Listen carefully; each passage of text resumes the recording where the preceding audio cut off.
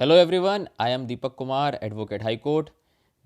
जब भी हम कोई केस लॉ या जजमेंट सर्च करते हैं तो उस केस के नीचे बहुत सारे लंबे और कन्फ्यूजन्स वाले वर्ड लिखे होते हैं जो बहुत सारे लॉ स्टूडेंट को, यंग एडवोकेट को और लॉयर्स को इसका मतलब नहीं पता होता है। और इसी वजह से हम उस केस लॉ से, उस पर्टिकुलर केस लॉ से कनेक्ट नहीं कर पाते हैं। अगर हम उसका मतलब समझ जाते हैं तो उस केस को हम आसानी से साइटेशन को समझकर कहीं भी ढूंढ सकते हैं। तो आइए शुरू करते हैं। लेकिन इससे पहले अगर आप चैनल पर नए हैं तो please like, share and subscribe the channel and press the bell icon ताकि आपको लॉ रिलेटेड और ऐसी इम्पोर्टेंट इन्फॉर्मेशंस मिलती रहें। तो आइए समझते हैं कैसे पढ़ते हैं केस लॉस को, केस जजमेंट को। आप ये तो जानते हैं कि हम देश विदेश की खबरें कहाँ से मिलती है। न्यूज़पेपर से, टीवी से और भी ऐसे इलेक्ट्रॉनिक मीडिया से हम लोग को मिलती हैं ऐसी खबरें। उसी प्रकार कानून की जानकारी हमें कहाँ से मिलती है, वो है सुप्रीम कोर्ट और हाई कोर्ट के हिस्टोरिकल जजमेंट से, केसेस से, जिसकी हार्ड कॉपी और सॉफ्ट कॉपी हाई कोर्ट और सुप्रीम कोर्ट द्वारा अवेलेबल कराई जाती है।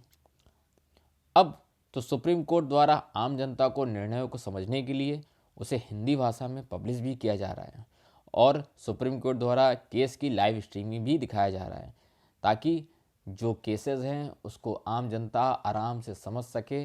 इसके लिए ये सारी चीज़ें जुडिशरी में बदलाव आ रहे हैं, सुधार आ रहे हैं। ये सारी चीज़ें आपको भविष्य में और भी देखने को मिलेंगी। देश में कुछ ऐसे महत्वपूर्ण लॉ पब्लिशर हैं जैसे कि AIR जो नागपुर बेस्ड पब्लिशर है, और SCC जो सुप्रीम कोर्ट केसेस, ये लखनऊ बेस्ड पब्लिशर हैं, और SCR सुप्रीम कोर्ट रिपोर्ट, और भी ऐसे बहुत सारे ऐसे पब्लिशर्स हैं जो भारत में अलग अलग जो स्टेट में अलग अलग डिस्ट्रिक्ट में काम कर रहे हैं। ये सभी पब्लिशिंग हाउसेस हैं, जितने भी मैंने नाम लिए, AIR, all India reporter, SCC, SCR, ये सारे एक पब्लिशिंग हाउसेस हैं। ये सारे जजमेंट्स को अलग अलग वॉल्यूम में डिवाइड करके पब्लिश करते हैं, जैसे वॉल्यूम 1, 2, 3, 4, 5, ऐसे ऐसे तमाम वॉल्यूम में इनकी सारी पब्लिशिंग हाउस की इनकी सारी वॉल्यूम्स आती है। आइए एक केस की मदद से इसको हम समझते हैं। जैसा कि आप देख पा रहे हैं, ये एक केस है, हिस्टोरिकल जजमेंट है केशवानंद भारती बनाम स्टेट ऑफ केरल राज्य।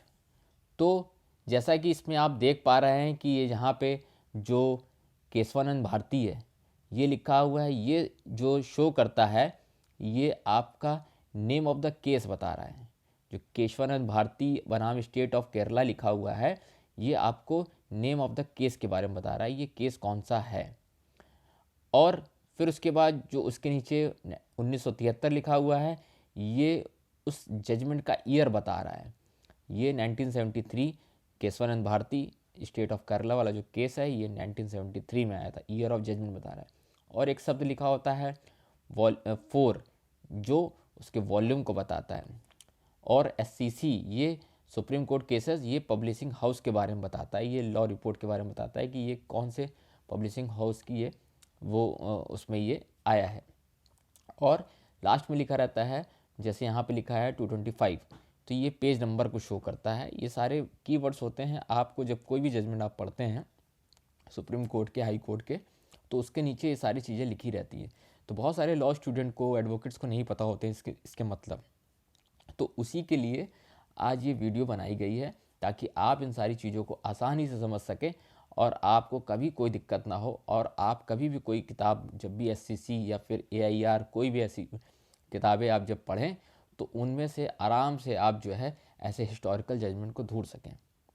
तो इसका मतलब ये सारे केस लॉ, जो पर्टिकुलर लॉ रिपोर्ट है उसके वॉल्यूम नंबर, ये सारी उन सारी चीज़ों, पेजेस के बारे में सारी चीज़ें बताई जाती हैं। तो एज ए लॉ स्टूडेंट आपको ये सब रटने की कोई ज़रूरत नहीं है, इसको रटने की कोई आवश्यकता नहीं है। आपको सिर्फ और सिर्फ आपको केस का नाम पता होना चाहिए और पार्टी का नाम पता होना चाहिए और किस ईयर में आया है, बस आपको इतना ही जानना ज़रूरी है किसी भी चीज़ के लिए। और बाकी चीज़ों की जानने की ज़रूरत नहीं है कि वो कौन सी वॉल्यूम है, कौन सी पब्लिशिंग हाउस ने किया है, इस सब की कोई नीड नहीं है। As a lawyer, as a advocate आपकी कोई ज़रूरत नहीं है। लेकिन आप जब साइटेशन पढ़ते हैं तो आपको ये पता होना चाहिए कि आप ये साइटेशन ढूंढेंगे कैसे। उसके लिए ये सारी चीज़ें आपको पता होनी चाहिए कि ये किस वॉल्यूम में मिलेगा और किस वॉल्यूम के किस पेज नंबर में मिलेगा, एससीसी कौन सी किताब है, एआईआर की कौन सी किताब है। उसके लिए ये सारी चीज़ें आपको पता होनी चाहिए। तो मुझे लगता है कि ये इस वीडियो में आपने ये चीज़ समझी है कि कोई भी जजमेंट कैसे ढूंढे जाएं और कैसे निकाले जाएं। तो आई होप अगर ये वीडियो आपको पसंद आई हो तो please like, share and subscribe the channel. Thank you.